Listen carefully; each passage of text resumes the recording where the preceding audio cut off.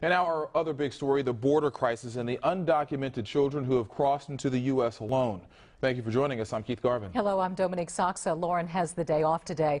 President Obama asked Congress for $3.7 billion to help take care of the more than 52,000 unaccompanied immigrant children.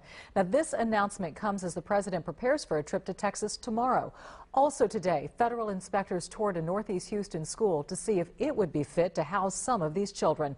We have team coverage for you today. Reporter Steve Handelsman is in Washington with more on what the government is doing, but we begin with Local 2 investigator Robert Arnold. He broke the news last night at 10 o'clock about HISD schools' involvement in this crisis.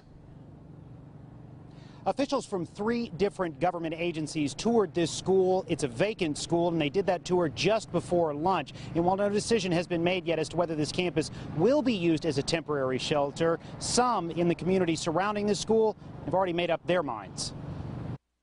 These illegal immigrants don't have nowhere to go, so y'all going to come over here to our neighborhood, open the school up for them, really? Is that right? Do anybody think that's right? To say Bernadette Lancelin is angry would be an understatement. No, I'm sorry that the parents are in poor living conditions or surroundings or whatever's going on out there. I don't care. I care about what's going on right here in my own backyard, my neighborhood.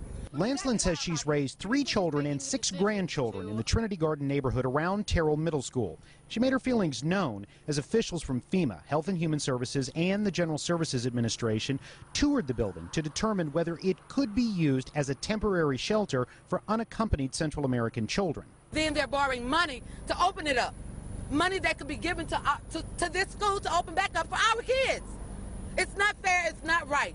Even a private conversation and light touch from Congresswoman Sheila Jackson Lee only temporarily eased Lancelin's anger. She later interrupted Lee's news conference. What's going to keep them from escaping here and just moving around Houston, around Trinity Gardens? What's going to keep them behind these gates? Security, really? They can't even control the border. Congresswoman Lee says no decision has been made yet as to whether this campus will be used as a temporary shelter. Lee also says she doesn't have any information on how many kids could be placed here or for how long. But is HISD the only school district being asked for help? We've been checking around, and we're going to talk about that coming up at 5. We are live in Northeast Houston. Robert Arnold, KPRC Local 2.